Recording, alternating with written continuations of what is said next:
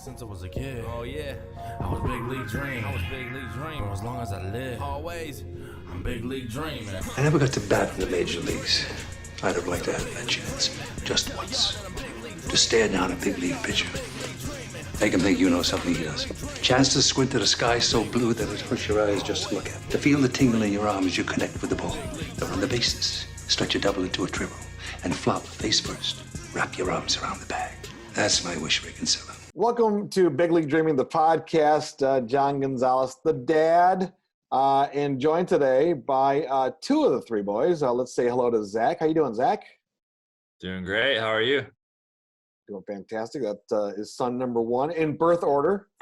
I don't have favorites. Right, Ty, son number two? Yeah, you could say that. All right. I'm just joking. I'm ready to go. Yeah, well, I will tell you this. Everyone's a favorite at one time or the other. It just depends on what's going on. You threw him off. That was nice. No, it's great to be back, folks. Thanks for tuning in to Big League Dreaming, the podcast. This is a show about fulfilling your dreams and taking it to the next level. Every time we get together, we love to talk about how baseball has, brought a smile to our faces over the years and how it's kept our family together. We should probably spend a lot of time talking about that at some point because it really has. This little game of baseball that started as a passion of mine from when I was a kid just kind of turned into a passion for my boys. And today we're just talking about our lives through baseball. We're all at different phases now of baseball, but I think we could all agree, right, Zach and Ty, that this time of the year, as the season starts to wind down, is a little bittersweet because now it's, the World Series, the playoffs are right around the corner, and that means, a long off season. But I think September always, kind of like brings everything into focus when you start the spring and spring training. Anything is possible, and then you kind of battle through to get to the All-Star break, and anything is still possible. Good start, bad start, you can still turn it around. But now it's like it's crunch time. It's final exam time, right, Zach? Yes, it is. It's such an exciting time. I look forward to September playoff baseball every single year because I feel like for our family, we're all just baseball fans. So, it doesn't really matter who's playing. We just want to watch good baseball at the end of the day. And, of course, we want to see our teams make it and go far. We have our favorites. But playoffs, World Series, it doesn't matter who's playing. We're going to be watching all those games and enjoy it every step of the way. Ty, I think you're finding out as you grow older and you have a lot of other responsibilities in the adult world as we become adults and move on in our ages, even if you kind of miss a little bit of the spring or in the summer, it's always in the background of all of our houses and all of our TVs and our phones. But now is when you kind of like, okay, what's going on? Who's in the lead and what do the wild card races look like? Yeah, exactly. This, like Zach said, this is the most exciting time of the season, and it's grind time for all the teams. Unfortunately, all our favorite teams are usually never in it. So, but like Zach said, it's always exciting just to see playoff baseball and the underdogs and all the crazy stuff that happens in October. Well, let's take a look at some of the races right now. I hate to say this, but there are some races that just kind of like, oh man, I don't know. Will anyone come out of this victorious? I mean, who wants the wild card, spot, the second wild card spot in the National League? And then you go to the American League, and it's the opposite, right? It's so exciting. The American League, even today, I mean, it's like you don't know what's going to happen. Who's going to be in the league? Toronto all of a sudden is in the driver's seat there, and then you got Boston and the Yankees, kind of duking it out as they always do. And then Zach, your team, the Mariners, is right there. And then over in the National League, it's like the Dodgers and I don't know. It's just kind of I would hate to be a National League fan right now, I'll tell you that. Yeah, I think Dodgers last night clinched it. And it's something crazy, like 14 or 15 games they're ahead for the wild card. Well, before we talk about the American League, let's talk a little bit more about the National League, Ty, because you do follow the National League probably more than the two of us. Your Mets, I guess they have an outside chance of a wild card, right? Yeah, they have a chance. They had a a big series with St. Louis this week, and it looks like they're going to lose. It looks like they might get swept. I keep getting these updates on my phone. It's like the 8th inning, and Paul Goldschmidt just hit a home run. But they also have a key series against Philadelphia, which Philadelphia is in the wild card hunt as well. But St. Louis is that second team right now. I think the Mets are like 4 games back, 5 games back, but they have the matchups that they need to win right now to get in, but it's kind of up in the air between St. Louis, Philadelphia, San Diego, Cincinnati. They're kind of like all like 3 or 4 games apart to get that second wild card spot. It looked like just a couple of weeks ago that Philadelphia had the best chance. I think the August, September, schedules favored them, but they really haven't done much. Cincinnati is kind of always there, but nobody seems to want to win. I think Cincinnati is like 3-7 in the last 10 games. San Diego has fallen apart. I don't know what's going on with them. They're not hitting the ball anymore. They're 3-7 in the last 10 games. And Philadelphia's 3-7.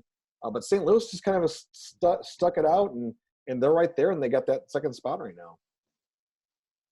Yeah, it looks like if they keep playing the way they are, they're good chances that they're going to make it in. I hope the Mets can turn it around. I mean, it's been a terrible, terrible season for them with injuries, and they were in first place since May, and they just in August dropped to second. Now they're in third in the division. So like all season they were leading the division, looked like they were going to win the East, battle through injuries, but kind of just fell apart just as the season went on. Well, I wonder if it's chemistry at all, because it just doesn't seem like they're gelling, right? I mean, they have some issues in the clubhouse that seem like it. I don't know. Yeah, it looked like finally like Francisco Lindor started really stepping it up during that Subway Series last weekend. They were kind of needing that fire from him all season. He just kind of started getting hot too late. I mean, he had that three home run game Sunday night. Yeah, I mean, that's going to help turn around any clubhouse. And Zach, let's go over to American League, because like we said earlier, that's who knows what's going to happen there, right? Right. I mean, with the American League side, the divisions are pretty much wrapped up. Like, I'm looking at the standings right now. We're recording this on September 15th. The Tampa Bay Rays are in first in the East, and then you got Toronto, Boston Yankees, who are 8 games back and 8.5 games back. So the Rays pretty much have that with about 16-ish games to go left in the season. The White Sox, they got the Central 83 and 61. The next teams behind them are Cleveland and Detroit, 12.5 and 14 behind. Then the West is the Houston Astros, 84 and 60. And then you got Oakland and Seattle, who are 7 games back. With 16 games to go, that's a stretch if they want to win the division. So when you go to the wild card side of things, there's really 2 races going on the American League side. The first one is the obvious one, the wild card. So Toronto and Boston are the 2 teams in right now, with Yankees a half game out. And then Oakland and Seattle, both 4 games back. They're hanging on for dear life. They're going to have to play some really good ball. And one of those 3 teams, Toronto, Boston, and New York, are going to have to stub their toe. That's the only chance that they have of sliding in at the very end. It's going to come down to the last game, whether or not either Seattle or Oakland can get in. But it could happen. The other race to look out for on the American side is home field advantage between the Astros and the White Sox. So it's pretty likely that the Tampa Bay Rays will have the number 1 seed. Astros like 6 games back from Tampa for that number 1 overall. So you're looking at Tampa to take on that wild card game winner. So then it comes down to Houston and Chicago White Sox on who has home field advantage right now. The White Sox are only 1 game back of the Astros to have that home field advantage. So that's another interesting race to watch in addition to the wild card spots. And there could also be, the 1-game playoff for the wild card too. I mean, that game would be played like on a Monday before the playoffs, the wild card games takes place on a Tuesday. So there's always that scenario too. And there's also the scenario, I think, isn't there a chance, like in the National League, especially with the Dodgers and the Giants, they could tie, couldn't they? And enforce the playoff there, right? They're like neck and neck. They're always, it seems like every other week someone else is in first place in the NL West. They're both going to end with over 100 wins for sure. So, I mean, they're both going to be in the playoffs, but yeah, it's just a matter of who's going to win the division and who's going to be in the wild card game. So that could happen, right? I mean, that if San Francisco and the Dodgers tie for their division, would they have to have a playoff game? Yep, they would play 163 to see who wins the division and who goes to the wild card game. Right. And then you could turn around and play if there's a tie below that, right, in the wild card. They wouldn't have to play 2 playoff games. Would there? There's some scenarios where you could. Yeah, there's some scenarios where you could, but they wouldn't have to just because they're so far ahead in the wild card. So if they played for that West, the loser would just get the other wild card spot. Right, they're in automatically. Well, these are some of the fun things to watch as baseball fans, like you said, Zach. I mean, yeah, we have our favorite teams. They're usually not in it, right, Ty? And, we usually don't have to worry about where the Tigers are going to be in their wild card race or not. You know, it was fun though because this year though you could start to see glimpses of our teams doing well. Of course, Zane, I got the names wrong already. Zane, number 3, the youngest, is a Red Sox fan, and he couldn't be on today. But you know, he's always rooting for his Red Sox, and they seem like they're always in the hunt. You know, they don't have this problem. Yeah, for sure. They're always in the playoffs or around the playoffs, or they're that franchise that's always going to be in the running. Yeah, they're in the running no matter what. So, but yeah, our Mets, our Mariners, and our Tigers. I gotta say though, I mean the Mets always show signs of like they're going to bounce back, right? Yeah. The Tigers and the Mariners are both franchises that are in rebuild modes. And I mean, Zach, I'll tip my hat. I mean, the Mariners have really impressed a lot of baseball fans this year. I don't think anyone gave them a chance to get this far. I don't know if diehard fans, even like yourself, gave them a chance to do this well. Well, I mean, the diehard fans have been tracking the whole rebuild process for a couple of years now pretty intensely, and they're about 1 year ahead of schedule. They should be playing this well next year. So to see them do well right now is really special because we thought that losing last year, specifically losing the minor league season last year, was a huge blow to those teams in rebuild mode. Because all your minor leaguers, you're banking on them getting experience so then you can call them up in 2021. But they didn't play. They were just at the alt site if they were big enough to be at the alt site. So that really set them back. So the fact that they're doing this well right now is pretty crazy. I mean, you love to see it. Like, it's finally happening. The trades and everything are coming through. The draft picks that they've stuck with the plan is coming through. It'll be exciting in the next year, 2 years to see what kind of free agents they go out and get now that they have those core pieces growing up a little bit through the system.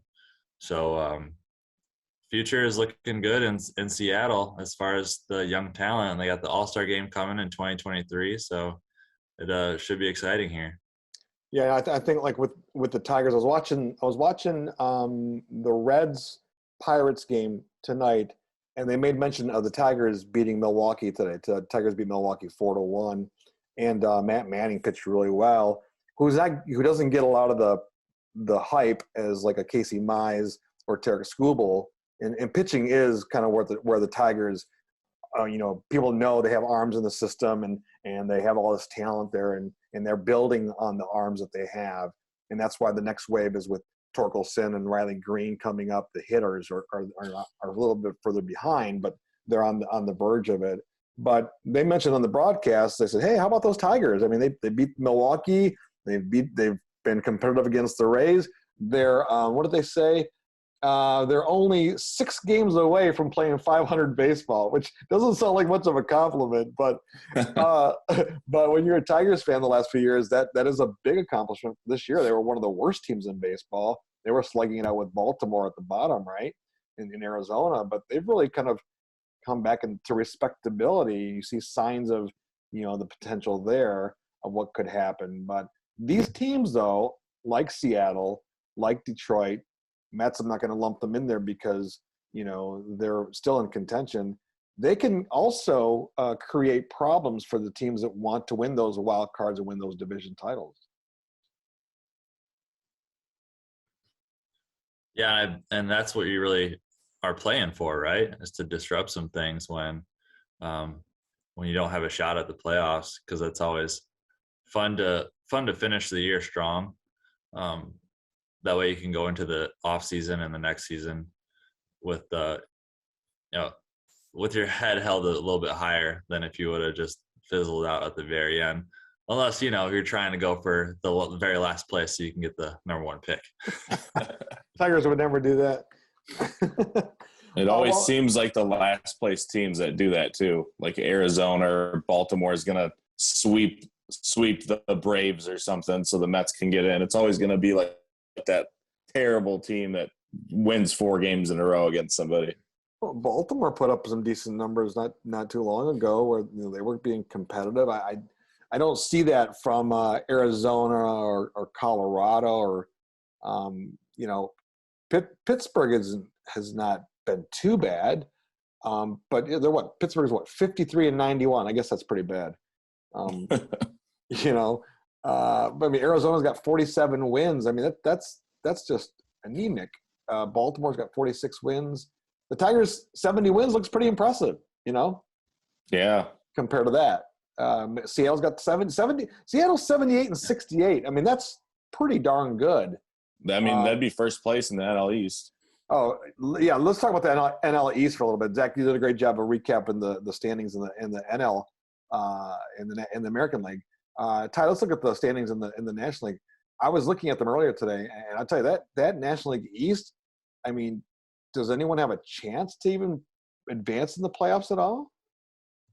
I don't know. It's so all over the place with that division. It's all the teams are very streaky in that division. Like Phillies will randomly have 2 weeks where they're will win 8 games out of 12, then they'll lose a bunch. So will the Mets, so will the Braves. I'm looking at it right now. Phillies are 3-7 in their last 10. Braves are 5-5, but then they'll go on streaks. So even the team that does come out of the East, I don't know how long they'll last in the playoffs because they'll probably play the Dodgers or the Giants first. So I don't see them standing a chance, really. I don't want to look too far ahead, but do you see this as coming down to, Dodgers or San Francisco winning the National League? Yeah, for sure. Those teams are dominant. That was the biggest downfall to the Mets season was that stretch in August. They played 14 games in 13 days, all against Dodgers and Giants. Yeah. It was the beginning of August. It was a 4-game series against Giants, then Dodgers, then Giants, then Dodgers. Yeah. Don't sleep on the Brewers, though. Brewers got some pitching. Yeah, they do. Tigers beat them today, so no, I don't. It's a quick 2-game series. Anything can happen. They beat them yesterday too in extras. I know. The Tigers are a good team, but no, you're right though. Milwaukee they're always a good playoff team, right? They always play well, and they're a team that I don't think either the Dodgers or the Giants want to play. You just never know. But I think, wouldn't you agree, Ty? It's going to be one of those 2 teams that come out on top in the National League. Yeah, for sure. And Zach says don't count out Milwaukee. Zach, what about you in the American League? Is it Tampa Bay and Houston? On paper, it's Tampa Bay or Houston.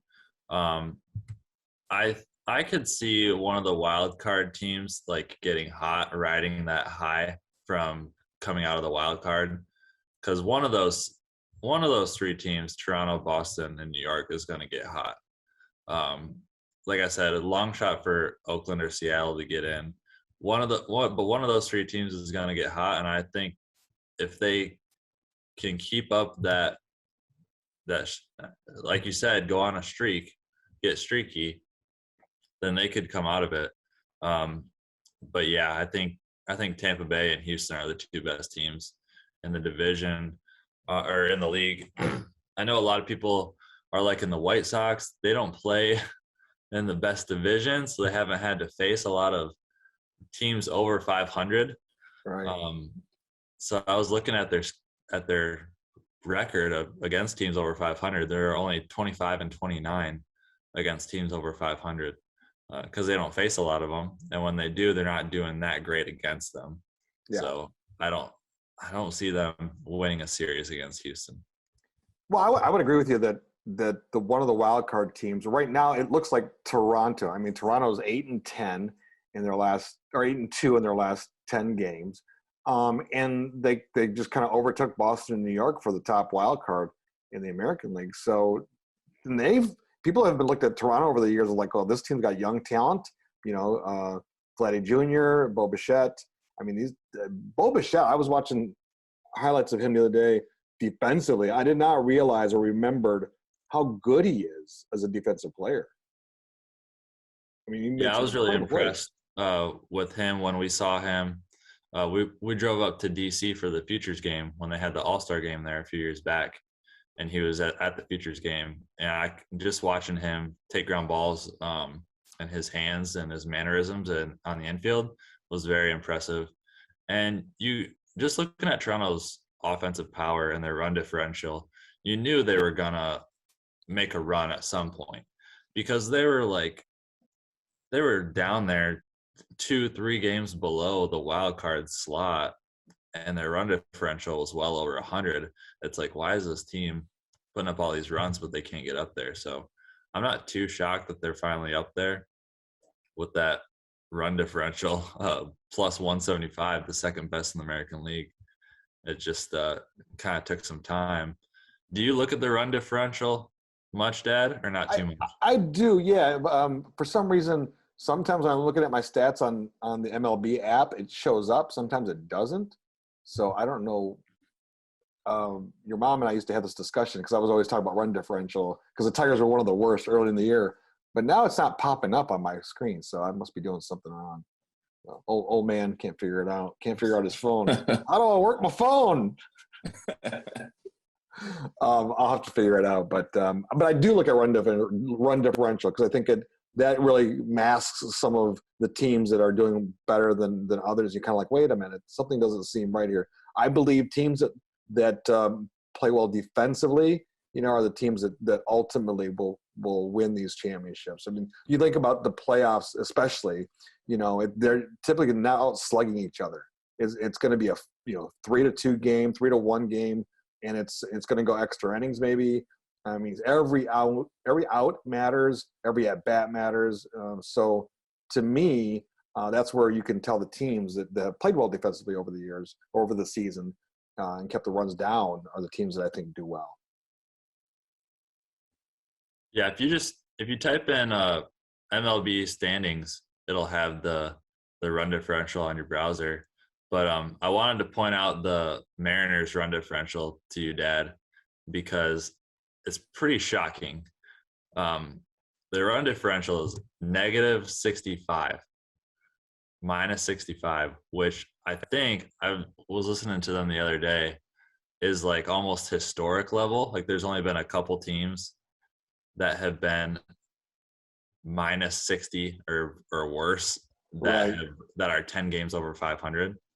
Like that is unheard of, because if you look at some of these other teams that have their run differential, like the Tigers, 6 games below 500 and they're -53. So the Mariners are 12 runs worse than the Tigers. I'm looking at Miami. They're -41 and they're 62 and 84. Exactly. Wow. Like in the National League side, you have the Phillies, who are a 500 team. The Mets, 2 games below 500. They're -22 and -11.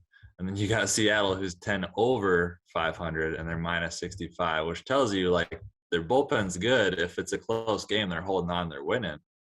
But they're just scoring just enough to win and to hang on.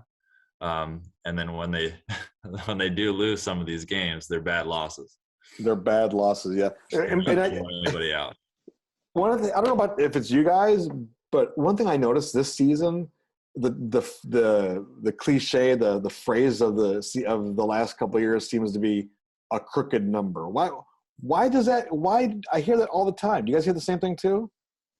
Yeah, it looks like. I mean, I just saw a game the other day. I don't know who was playing, but people like teams putting up 20 runs and stuff. Yeah, but the phrase crooked number, I just don't remember hearing that a lot. Now I hear every broadcaster says it, right? You know, oh, it's we're 2 pitches away from putting up a crooked number. Like, where did that come from? I mean, it's always been a baseball term. I have heard it a little more recently. You're right. I think it may have to do with the 3-batter minimum, because previously when you're doing matchups and you can kind of break up the flow of the game and there's no mound visit limit back then, you can go and call time, talk to the pitcher. Now you only get a certain amount of mound visits and you can only go out there for a certain amount of seconds.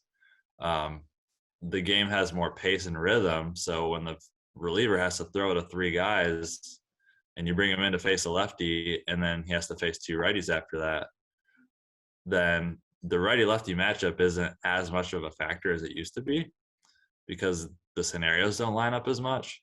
So I think teams are able to get in more of a rhythm because the game has become a little bit quicker as far as in-game plays. Right. That's interesting. The other Makes sense. The other phrase I'm getting tired of is the phrase of he's just trying not to do too much with it. You know, he's just kind of letting it come to him and just try not to do too much with the pitch. I think that just means you've been listening to more interviews this year than previous years. I don't know about that. I've heard it for a lot of every years. single year. It's like, just looking for a pitch I can handle and put a good swing on it every time. Looking for a good pitch to hit, and I just put a good swing on it.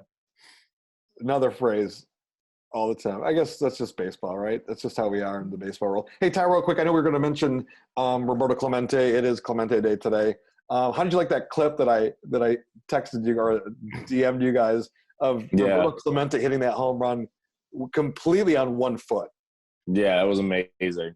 I loved that. And if you look at some hitters' swings now, like Harper does that too a lot.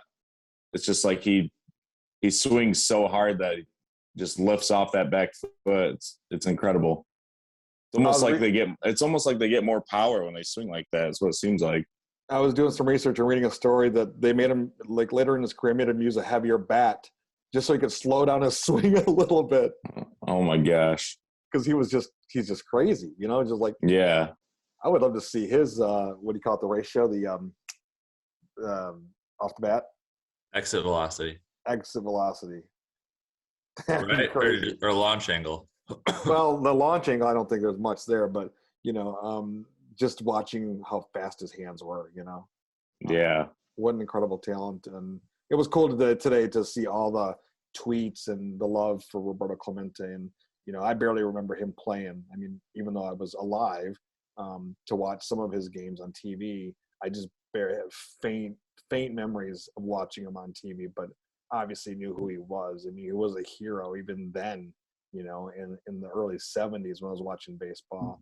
And then to see this, major award, I don't want to even get in the controversy of whether his number should be retired. It is. Among the Latin players, 21 is a revered number, and what he's done to the game and what he meant to the game, what he continues to mean for the game. So I hope you get a chance to vote for the award because it is a prestigious award. Yeah, I really enjoyed seeing the guys who were nominated. So each team had a player nominated for the Roberto Clemente Award.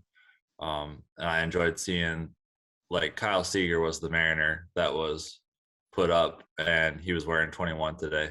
So that was yeah, I saw that. I think for the Mets, I think it was Pete Alonso. I think. Yeah, and of course for the Tigers, it was Miguel Cabrera was the one. I don't know who the Red Sox rep was. I look it up right now. I don't remember. I watched the game. I watched parts of the game today. Maybe Devers. I can't remember now. Yeah, I'll have to look it up later.